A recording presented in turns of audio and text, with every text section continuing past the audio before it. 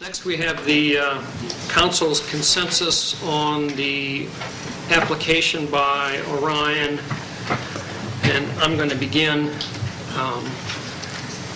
First of all, I want to thank everyone who commented both at the public hearing and who sent in comments for us to consider.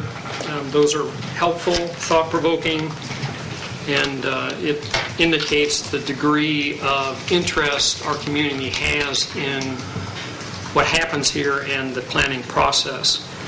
I also want to thank the planning staff and the planning commission, who I think did a terrific job about giving this council information and the rationale for the decisions they arrived. One of the pieces of advice that we got in some of the comments was to carefully consider this application. And I would suggest that our planning staff and our planning commission and the elected officials that I've worked with in the many years in town government have all done that without exception. And this certainly is no exception either. All right, well, I mentioned at the last meeting that I was insistent on the inclusion of a service road before I would consider annexation, and that insistence has not changed. Without that service road as a part of the annexation application, I'm not going to support it. In my view, the addition of the light at Matthewstown, or at Marlboro and Route 33, which is going to happen in a shorter period of time, not longer, is going to make that intersection, that stretch of road, much safer than it is now. But it certainly isn't going to alleviate any of the congestion. I think without a service road and an alternative entrance and egress into those properties that we're considering, there is no, it's imperative that we have that secondary access, and that service road, in my view, is necessary for us to consider annexation. But I want to also comment on some of the other concerns that we received in the number of letters, comments at the public hearing, and the emails that we got. And I'll run through a few of them now. One of the frequent concerns was that the development of that property would put undue pressure on the town center. I think obviously that would depend on how that property is developed. There's no denying that there's a number of empty stores in the town center at the moment, but I think there's other significant factors in play that are causing that, rather than the addition of the stores out at Waterside Village. Having said that, I don't necessarily think that retail should not be considered at all on these parcels that are being considered for annexation, but I do think that if there is retail as a component, it should be as a secondary one. I think it would be a waste of the potential of that property to view it as simply an extension of the retail that is occurring in Waterside Village. And if a major retail building were to be placed on the Orion property, in my view, that would be a travesty. We also got a lot of comments about traffic. And I know this won't be popular with many people, but in my view, traffic as a determinant or even a deterrent to development is quite often misplaced and at least quite often overstated. Sometimes I get the feeling that when we're sitting in traffic in our car, the problem of traffic or the congestion of traffic that happens somehow outside of the vehicles we're in. I go through that intersection, that stretch of road, twice a day, 5 to 6 days a week. I am part of the traffic. Recognizing the problem, and the problem is us. There's more of us coming to this area, and that's going to continue. I think our responsibility in developing those properties is to make sure that stretch of road is safe and can accommodate as best as we can the potential increases in traffic, and I think a service road will do that. But I don't think traffic should be used as a deterrent to no development at all. I just don't think that's fair. Another thing that was mentioned was the town's lack of planning. I found that a little troubling to hear. I think this application, part of the reason I found this such a difficult decision to come to is that, in my view, this application is 100% supported by the comprehensive plan. Not only in the land use being proposed, but also in the timing.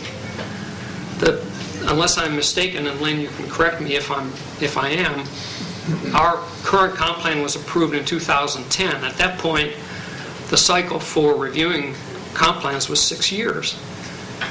Subsequent to its adoption, the state lengthened that cycle to 10 years. So the authors of that plan envisioned the planning period described in the current comp plan as 210 to 216. The rules changed at the state, but the text in the comp plan didn't. Having said that,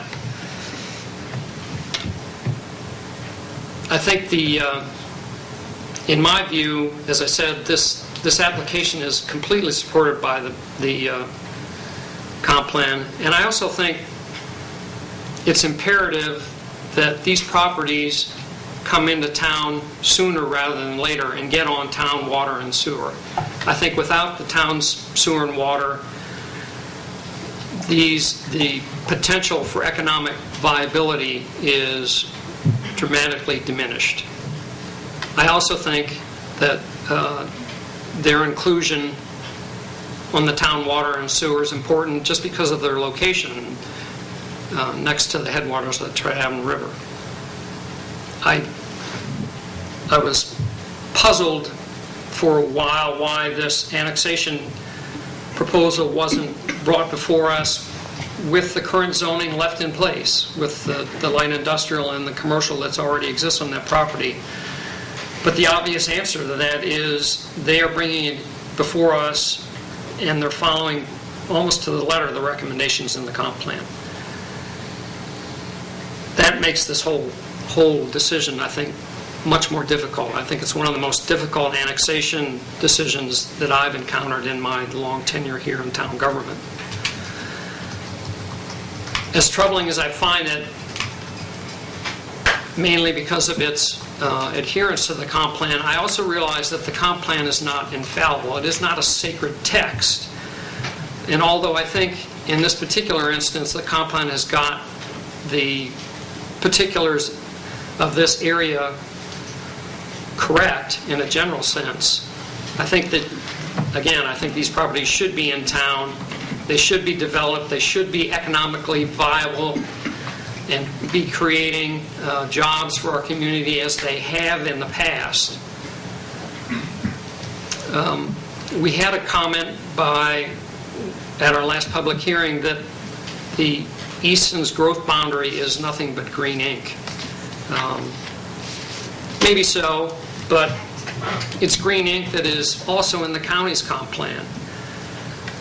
So you've got two plans that identify a ultimate growth boundary for our municipality.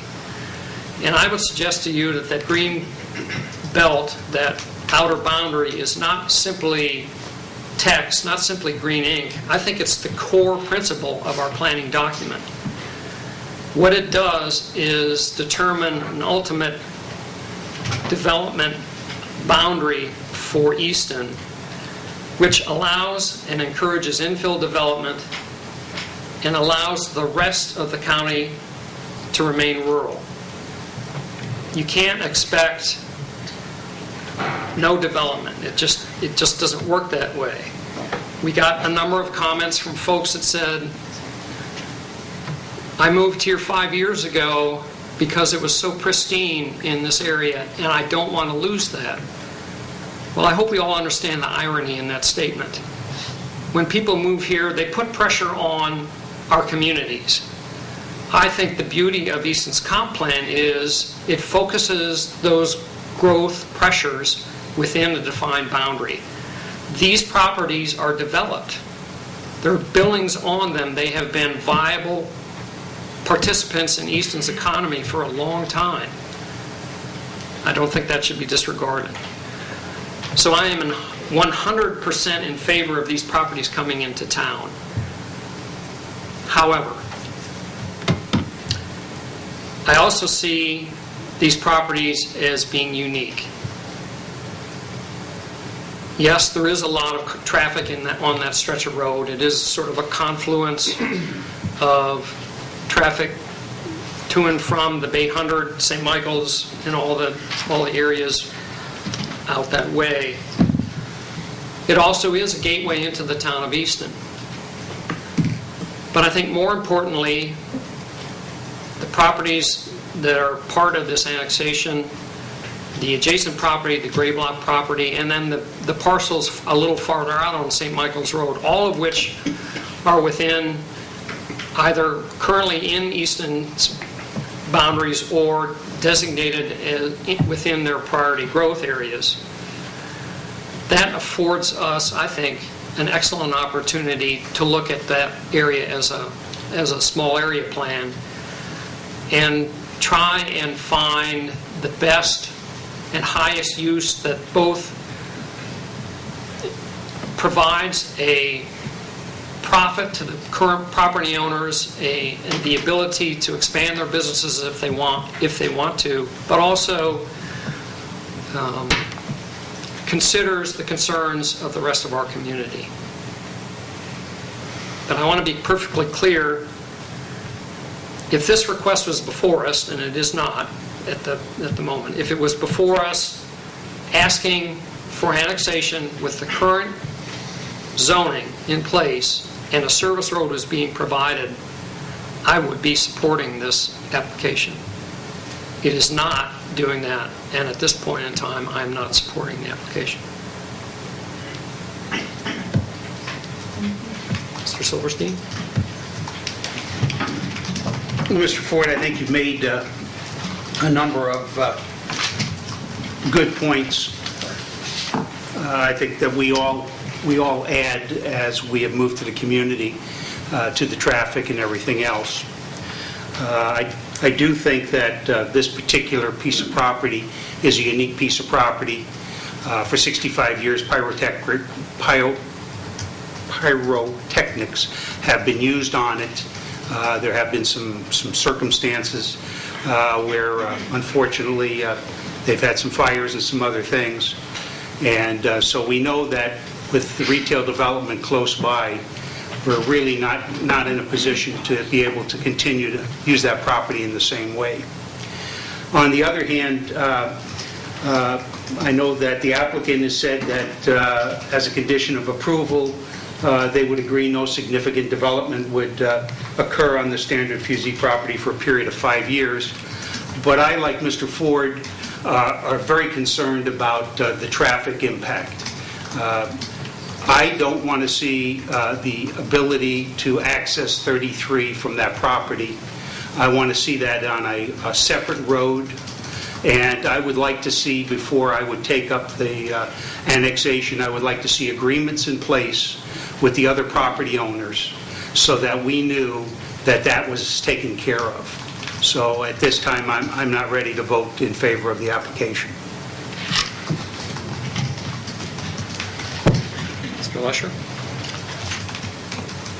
I find myself largely in agreement with both Mr. Ford and Mr. Silverstein here. That I'm prepared to support annexation, but only with certain concessions in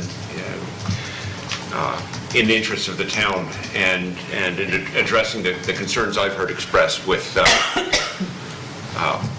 citizens and residents of the surrounding area. That the area be accessed by an access road off of Marlborough Road extended. That it include, as the applicant has proposed, the hold on major redevelopment for 5 years, allowing time for both the build-out of Waterside Village 2 and any SHA-mandated adjustments to traffic management on that stretch of St. Michael's Road.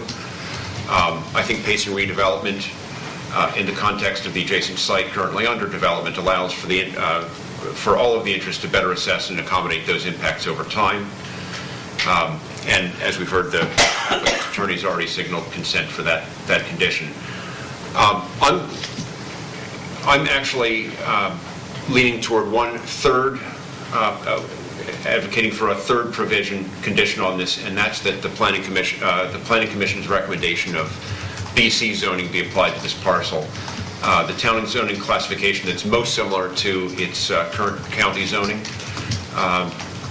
This will ensure that the town's more stringent design principles will be applied to any redevelopment rather than the county's more permissive provisions.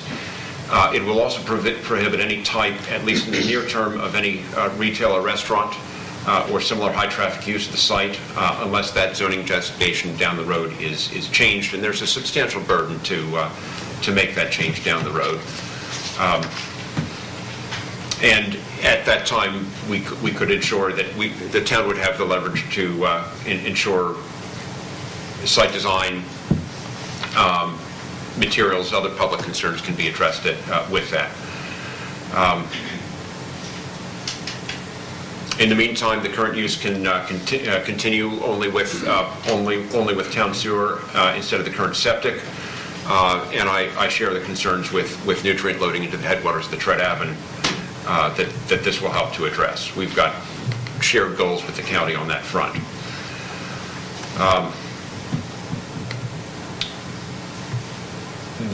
I see this proposal as reinforcing the principles of smart growth by confining growth to a redevelopment of an existing developed parcel rather than a greenfield.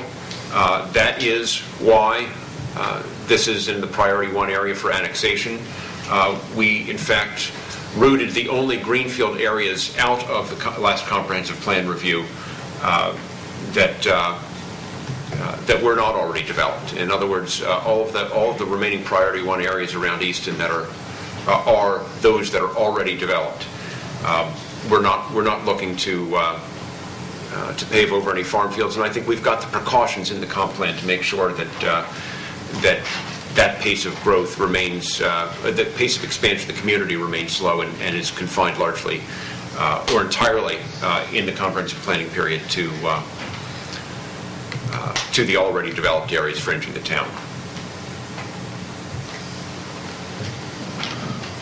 Well, I'm the fourth one to talk, and I fully concur with President Ford and Mr. Lesher.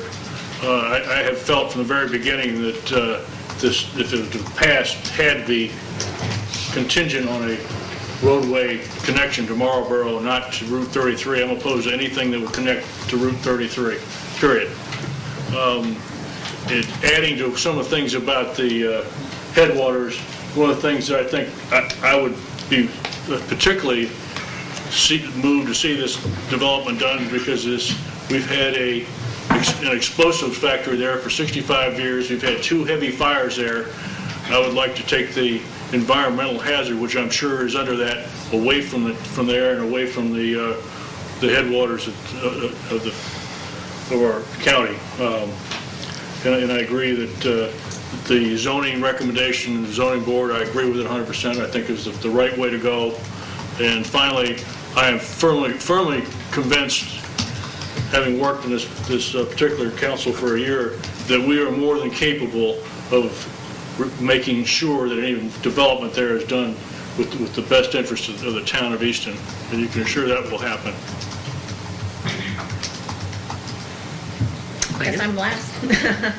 I think a lot of the issues that the 4 of you had voiced tonight were issues I also struggled with, and I'm happy to hear that you also found this a difficult decision because I've gone back and forth with this a number of times in my mind.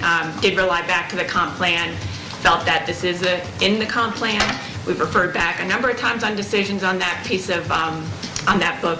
I know it's not a Bible, as you mentioned, but it is a strong guiding force that the town has put a lot of effort in, and the community itself. This has always been identified as priority 1 annexation, and the Planning Commission has also voted to support it. My issue that I had was the timing of everything. I don't feel that the development of this 13 acres would really significantly impact traffic, especially since I'm in favor of, exiting onto Marlborough Avenue. And I think that the plans that the county has for development along Route 33 have more of an impact on that intersection at the bypass in 33 than this 13 acres would. And so I do wish to see the impact of the light, though. I'm hoping that will make a significant impact on the flow, because that design at the Parkway in 33 is very difficult. But I don't think that development of this 13 acres would really have much of an impact on that necessarily. So I do wish to support the BC zoning that the Planning Commission did. I do support that. So that's my... So, as I understand, the council's position is, to a person, that we're not in favor of the annexation at this time. Well, let me ask a procedural question. What does that mean? Does that mean that this gets moved to the table until those conditions can be fulfilled?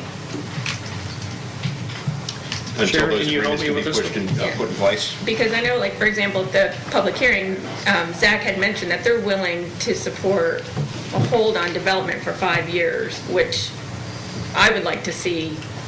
If we're to annex it in, I would like to see that hold. But he only mentioned it in public hearing. Are we able to act on something like that?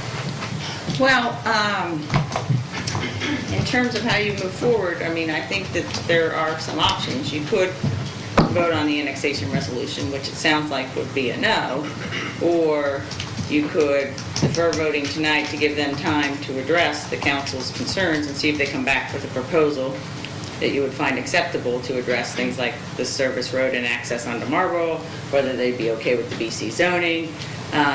They do have the right to, you could act on it, and they have the right to withdraw their petition if they're not happy with the zoning, but it's probably cleaner to work out, because there's some things that aren't already in the documents, Right. like the development condition. So it makes sense, if we were to move forward, to have an annexation agreement to spell out how some of these things would work. So in some respects, they may know tonight whether they're willing to move forward towards what would be acceptable to the council, or they may know that that wouldn't work, and then... So it's somewhat up to the applicant and the council how they want to move forward. I think you could do either one. Well, let me ask a further procedural question then. Assuming we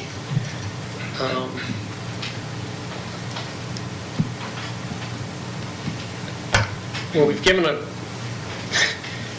if you can understand what we actually said, we gave a consensus tonight on the annexation at least, and I guess a consensus on the proposed zoning, and I heard at least three council members in favor of the BC zoning that the Planning Commission suggested. So we would not be voting on this tonight anyway, because you would be preparing well, let me put it this way. I'm not going to call for a vote tonight. The resolutions have already been prepared, and they've been introduced. So we could, but I'm not going to call for that. But if the applicant were to say to the town that some of the conditions that you've suggested we would like to try to meet, do we need to reopen the public hearing again to have those considered? Because I did close it at our last meeting. I guess it depends on where this is headed. All of the things that I heard tonight were all things that were discussed as part of the public hearing. I didn't hear any concept that was not part of that. The service road was something that you said right from the beginning of the first hearing that you would find it difficult to support this without that service road. I think there were certainly comments on the traffic and the service road and access. And the development thing was part of the public hearing as well. So the BC zoning certainly was part of the public hearing. I haven't heard anything that wasn't part of the public hearing. Planning Commission's already made a recommendation on the BC zoning, so I don't know that you would need to reopen the public hearing for any of those items if we went off in another direction, possibly. well, as I said, I'm not going to call for a vote tonight. That would allow, if the applicant wishes to respond to some of the conditions that we've suggested. But we will be acting on this application at our next meeting in one way, shape, or form, either considering some changes from the application or voting on the application as it stands. Okay? Rest of the council comfortable with that? Yeah. Okay. I realize a number of you folks here are here because of this. I would ask that if you're absolutely more than welcome to stay. We have several other items to cover tonight, but if you do wish to leave, please do so quietly because we still are in session. We have other business to take care of. Thank you.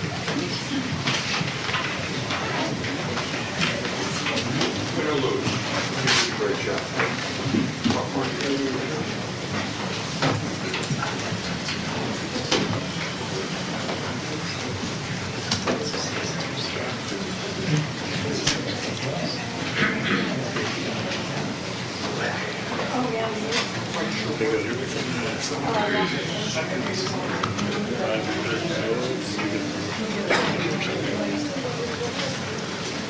All right, we have a 7:30 public hearing scheduled, as Robert has already mentioned, regarding the Community Development Block Grant application from Channel Markers. Robert, I don't want to just have you reiterate for no reason, but go through this one more time about what we're being asked to consider this evening.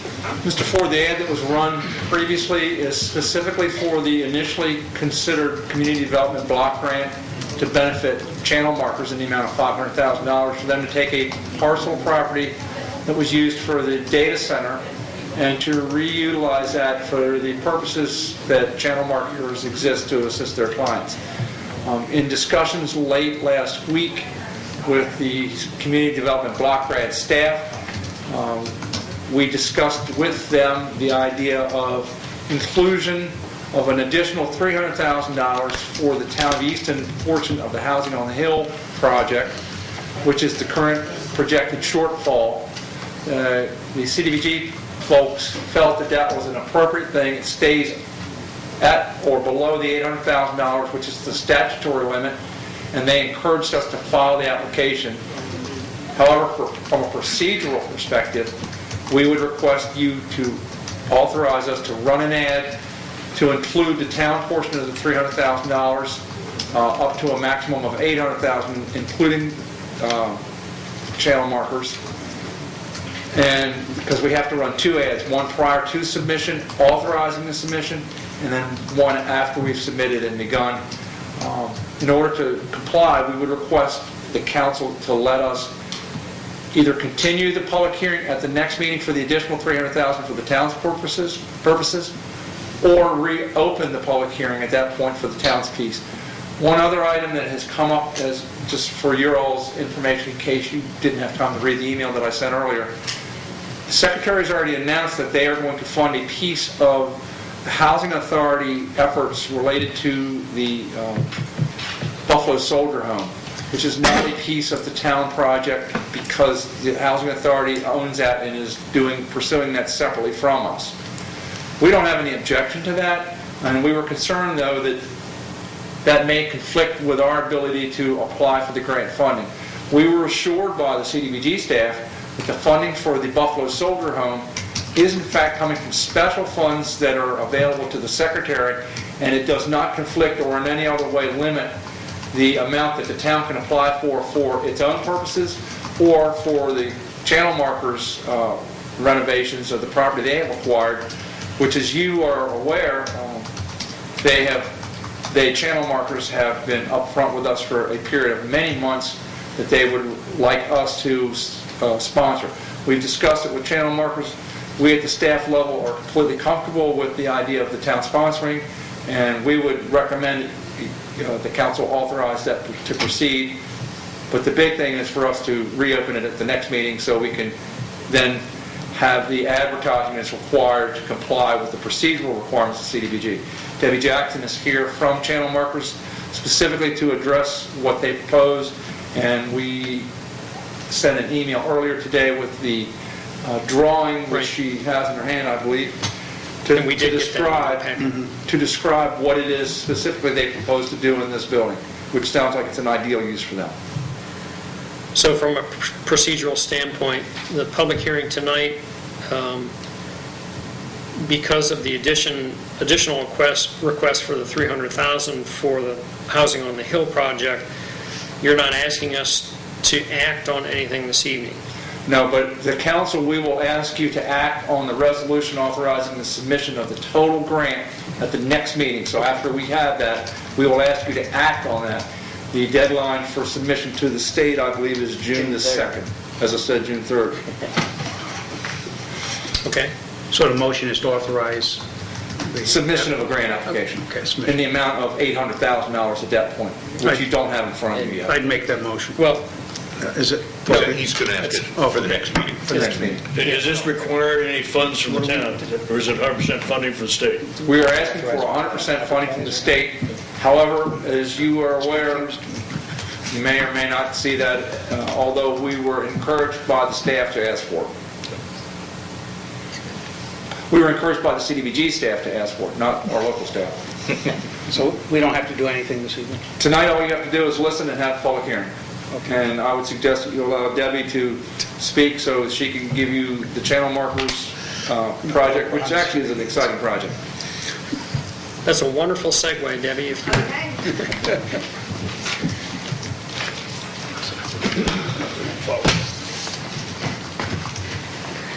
Well, thank you for letting me come and talk about this project, and you all did get the email of our plan, but Channel Marker has been providing services for adults and children with mental illness locally in Talbot County and Dorchester and Caroline as well for 34 years.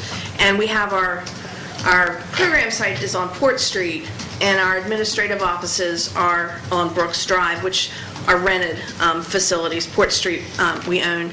However, as our service area has expanded, we've become more of a medical model program over the last several years. We have a clinical group practice where we employ a psychiatrist, and we have on staff a couple of clinical social workers. We also have now have a nurse and a nurse practitioner consultant to deal with a lot of the issues that folks who have a chronic mental illness have. Most of them have other chronic illnesses as well. And so we have outgrown the space at Port Street. We can't go up, we can't go out, we can't go sideways, and people are grouchy because they are on top of each other there. And so we've been working on looking at properties for a while. This has been about a 2-year project. And the old FIS data processing center out on Glebe Park Drive was the first place we looked at, and as soon as we walked through the building, it became clear that that could become our wellness center for our clients. And so we went through the process for the last year and a half of really doing a feasibility study for the facility and architectural review and everything. And so our foundation actually acquired that facility on December 31st of this year. And so we are going to be hopefully making application to CDBG, as well as doing a lot of fundraising on our end, probably to the tune of about $2 million to renovate that facility to become our new home and consolidate what we have on Brooks Drive and on Port Street. And so we're certainly asking the town to support this. We've had very good luck with CDBG in the past, funding in the past. We've done projects under the county commissioners in Caroline County, and we also have done a project supported by the county commissioners in Dorchester County, as well as the city of Cambridge. And we're very committed to making this a very easy process and have gotten a lot of really good feedback that our grant application's been well received. So we're really excited about what this can do for our clients, and using an existing facility already within, the town. And so we're excited. We're excited for you. Thank you. Any questions for Debbie at this point? All right. Thank you. Thanks. Is there anyone else who would like to make a comment regarding the grant proposal? Seeing no one. Robert, one more time. Tonight, we've just accomplished what we were in position to do. At our next meeting, we will be asked to support the application with the addition of the $300,000 piece for housing on the Hill. That is correct. But as for tonight, seeing no one else interested in making a comment, I can end the comments for tonight. I'll keep the public hearing open until our next meeting, and we'll continue it and hopefully get this process moving forward. That Good? works. All right. Speaking of continued public hearings, we have one on the ordinance 680. This is the ordinance dealing with short-term housing rental. And Sharon, do you want to just kind of bring us up to speed about where we are with this? Sure. I think where we are, at your last meeting, there were some public comments. The Board of Realtors had submitted written comments ahead of time. They also made some verbal comments at the meeting. I had prepared a memo to address some of their comments, and one of the issues that I think was throughout their comments that maybe they didn't realize is this is a piece of a bigger picture. And the town code has a lot of provisions that are already built into it to address rental housing in general. And there's, for instance, the administrative section isn't touched by this ordinance, but it still exists and it affects all rental housing applications. But there weren't any changes to it, so it's not part of this ordinance, but it's already in the town code. So the what's proposed here was in trying to keep things streamlined and keep the process as similar as possible to the existing rental housing, but to broaden it to include short-term rentals. And in doing so, we also wanted to address a couple of other issues related to the rental houses in general, some of the family rentals and things like that that exist right now and we wanted to address. So I think that's where we were. I don't know what we... I don't see anyone of the realtors here tonight. I know, they may still have questions or issues. I know you mentioned at the last meeting when they were here that this was going to be on May 2nd. But I don't know. I haven't had any further comments or dialogue with them to see. No, neither have I. I had a call this evening from one of the governmental affairs folks just asking about how their comments were incorporated into this document. Nothing has changed since the last meeting. So there were definitely some substantial changes prior to that last meeting based on public comments and things. But since that last meeting, nothing has changed in the draft that's before you. And that's mostly because, we needed some feedback from you all, whether you wanted to see any of those incorporated. I think the first time they came, they had some things that we as the staff thought, you know what, they make sense. I think Don may even have a couple of tiny, minor things that he thinks maybe should be clarified in the existing draft, and maybe he can address those. But other than that, I think the concept-wise, I think the staff is fine with it. But Well, at the risk of making sausage here, I would be the first to admit that I didn't really fully understand what we were attempting to do when we began this process. I'm not really sure I understand it any better now. I have had a number of folks that live in the county who live adjacent to properties where these short-term rentals are taking place, and to a person, they have warned me about the negative side to these properties being used as such. I have a question, and this is sort of addressed to everybody in the room, if you will. We allow bed and breakfasts in the historic district in this town. And I think the rationale, at least part of the rationale for doing that, was to make historic properties more viable, to allow an additional revenue source that might aid in their maintenance, keeping them in tune with the historical parameters that the town has set forth. That a bed and breakfast is a commercial use. There's no ifs, ands, or buts about that, but it is allowed. The commercial uses that we're talking about right now are not breaking the rules because there aren't any, but it is a commercial use typically in a residential zone, and we don't have that same rationale about protecting historic properties. Why would we allow this? I mean, I'm coming around. Why would we allow this? Why don't we just say these are not allowed in Easton? Somebody needs to convince me, or at least explain to me why. I understand why we started down this road, and Al, you, I think, rightfully saw these particular properties as kind of flying under the radar and not paying their fair share in the community. But again, these are, almost all of them that we know about are situated in residential neighborhoods, and the people that live there, many of whom came to the public hearing, don't want them there. It's a commercial use. Why are we considering allowing it? And Don, if you got feedback on this too, I'd like to hear it. Why don't we just say they're not allowed?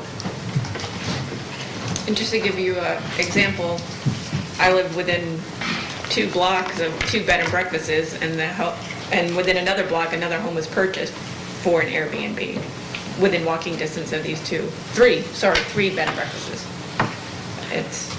How do you factor in that kind of usage in the residential neighborhood? Yeah, I understand the Mitchell Board of Realtors, and I respect their position. They're, in a general sense, they view a property owner has a right to maximize the benefits of his property, and they support those actions. So I understand why they're supporting, with parameters, the allowance of this use. But it's not winning me over the more I think about it. I'm going to join you in your struggles because I think this is a tough topic. It's a new kind of industry that is booming all over the United States, and it's one that can easily fly under the radar. I mean, when I really research it, the town of Easton has 6 Airbnbs. We have no vacation rentals. But then when you really start to look for them, Craigslist and Facebooks and places that it's almost impossible to track, you can start to find these things. I struggle like you do. What's the difference in these between having house guests over? I really think that personally and professionally, I believe that it boils down to a frequency issue. How frequent is this occurring? Because that's when the impact to a residential neighborhood really exists.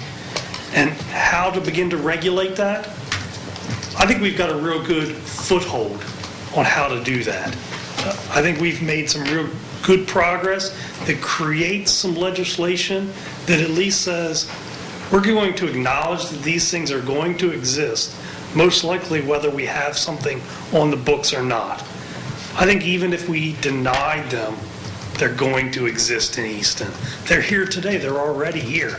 They're not here. They're not breaking the rules right now. They're not breaking the rules right now, but they're not here in the masses either. And it's an industry that's, from a code enforcement perspective, is difficult to find and ascertain. So I join you in your struggle. I don't have a great answer.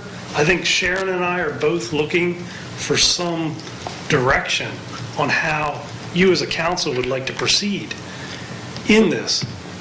And then I have to look to see how that affects the department as a whole.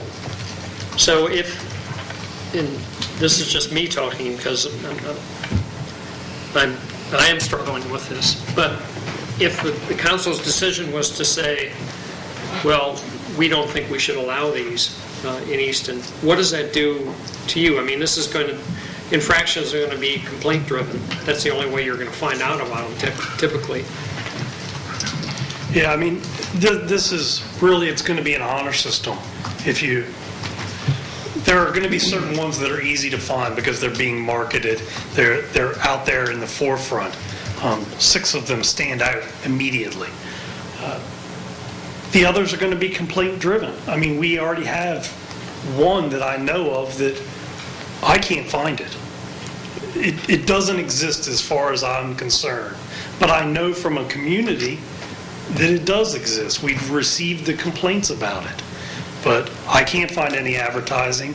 I can't find any marketing of that property. It essentially would go unnoticed to me without, or to the town of Easton, without a complaint-based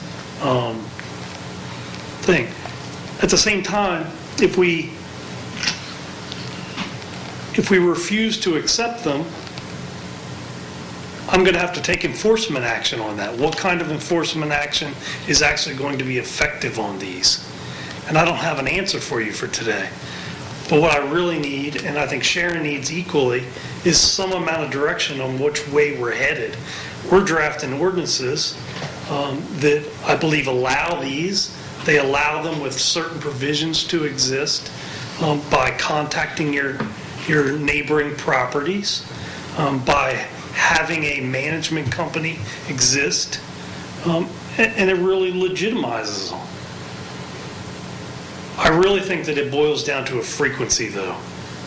They're not going to be an issue even in residential neighborhoods if they're equivalent to, you having house guests for 10 weekends out of the year. But if you're having house guests that are different every single night, I heard it at the last public meeting.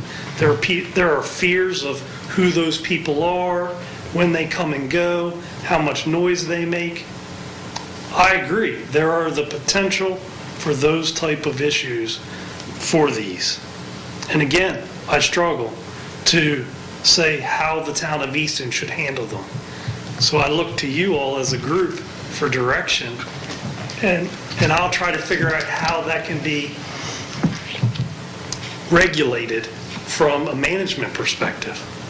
Quick question, you had mentioned like the 6, because I know Airbnb could be anything from you're renting a room to, and the family's still there, to renting the whole space or a place above the garage. The 6 that you identified, are people who own the homes living there while renting, or are they vacating these properties? They vary. Yeah. So there are actually owners that you go and rent a bedroom from them. There are houses that are owner-occupied that they clearly vacate and you move in. There are guest houses, for lack of a better term, that have been converted to miniature apartments. So there are a number of different scenarios. It's why in doing this we created that kind of affidavit, because I need a mechanism to know what type of properties we have in Easton. And right now, the only tool that we have to do that is tax and assessment data by telling us whether a property is owner-occupied or non-owner-occupied. That's not enough to narrow down at this level. So we need more tools to identify where these properties might exist, and we need some guidance on how we would like to regulate them, or allow them, or disallow them. Mr. Ford, a couple things. Being I was the troublemaker who brought this up.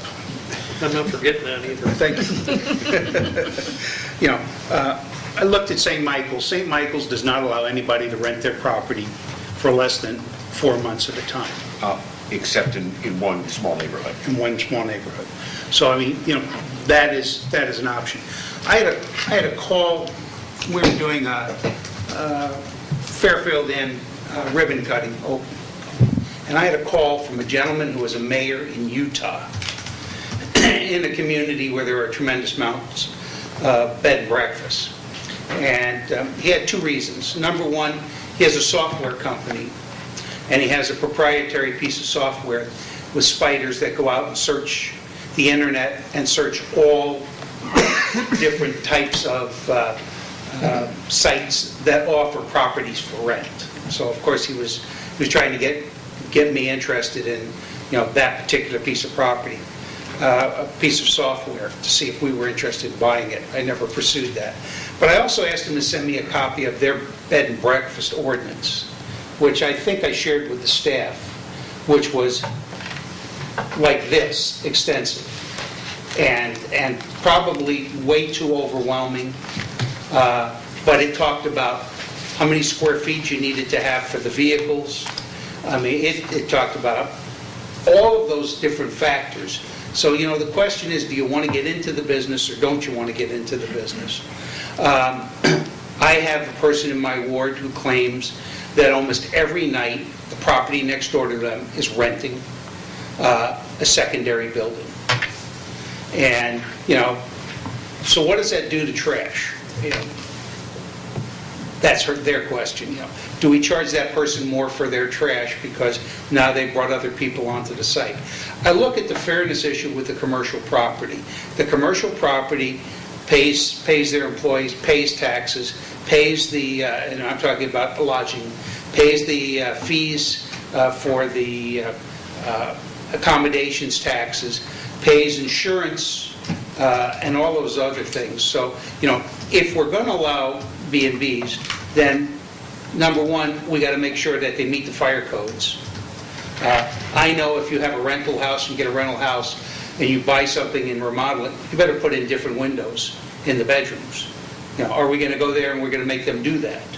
Are we going to make them show us that they have a commercial insurance policy? Is the fire marshal, subject to inspection of that property? And, so that's the problem we wrestle with. If I buy a property in a residential neighborhood, I buy it because it's a residence, and I don't expect the business to be there.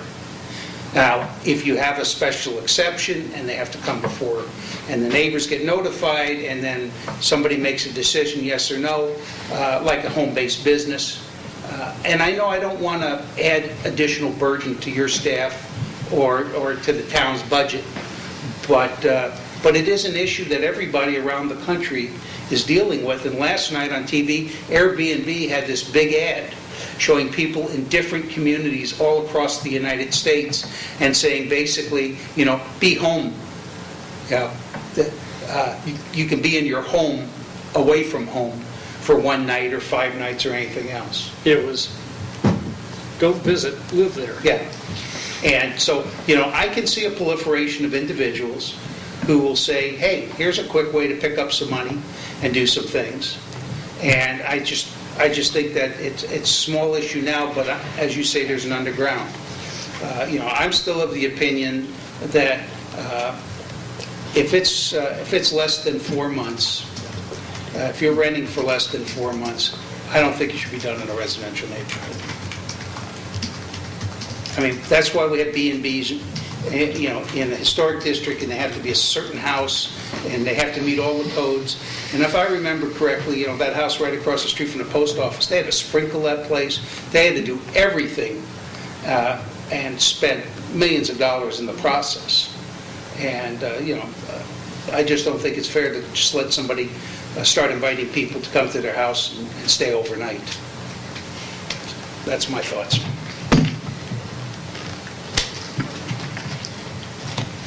I have no idea where we are on this. Well, that doesn't sound at all like the ordinance that's in front of us. No.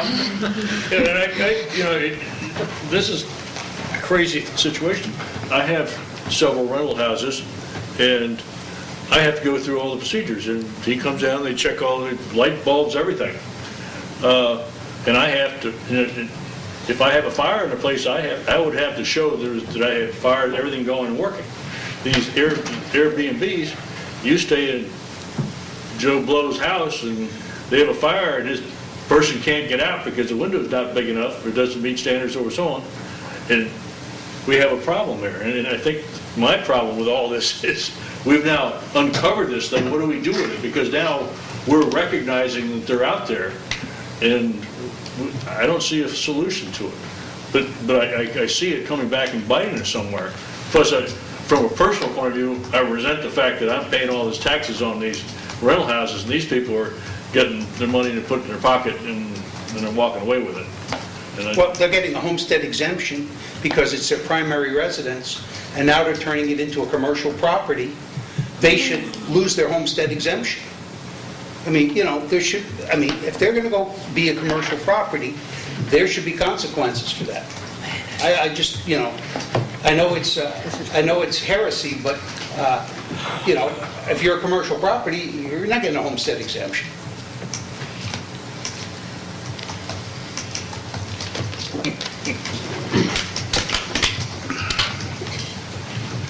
Well, thanks, Don.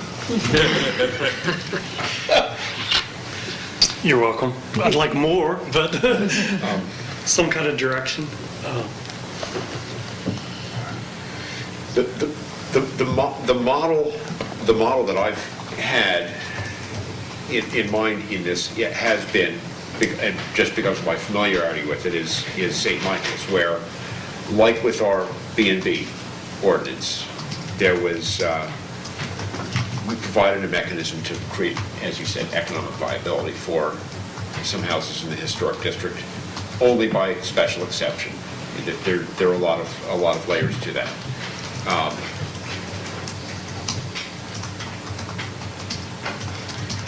St. Michael's has seen a niche for a neighborhood that is filled with extraordinarily small homes. And with all the pressure of mansionization on homes, if these become owner-occupied primary residences, the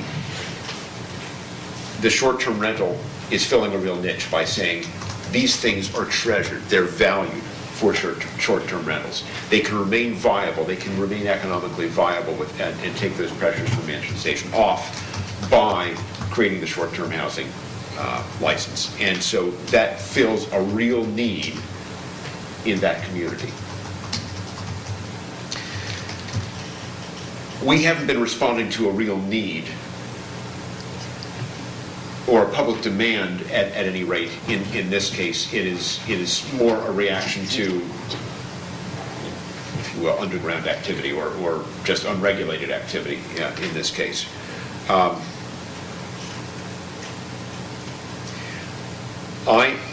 My first impulse was not to do an outright ban, to strike some middle ground, and I was hopeful that we were moving in that direction with this ordinance. That said, I certainly heard loud and clear from some of the public comment from our residents that this is simply going to be too permissive. I took in particular Mr. Ippolito's comments to that effect. Mm-hmm. Quite seriously, and so I guess I'm joining you in having second thoughts about the direction that we're. Well, and you said something interesting, Pete. Well, everything you said was interesting, but in particular the comment about the properties filling a particular need and the demand or the request for their use in this particular manner was brought to the town by the property owners. This is kind of the reverse of that. What we're looking at is a way to make current properties that are acting, that are conducting commercial enterprises in residential neighborhoods to pay their fair share. We have not been approached by anybody who has an Airbnb saying, look, I would like to do this in the town and here's why. And there's a part of me that says until we hear from that end, we ought to say they're not allowed. I mean, let the people that want to have an Airbnb drive this legislation to allow them. Well, we started from the position of saying, let's take this step of minimal regulation and see if it works. And what you're proposing is that we simply go the other direction. Start from, and we can always modify this, but start from a position of prohibiting the activity And then, if there is a need, a market, a demand, to open it up, maybe in a restricted area, maybe to a restricted degree, maybe with a special exception, that perhaps that's the route to go rather than where we started. But I'm going to leave this public hearing open. This is a struggle. This has been a night of struggles. So if that's all right with the rest of the council, I'm just going to leave this open, and at least until our next meeting.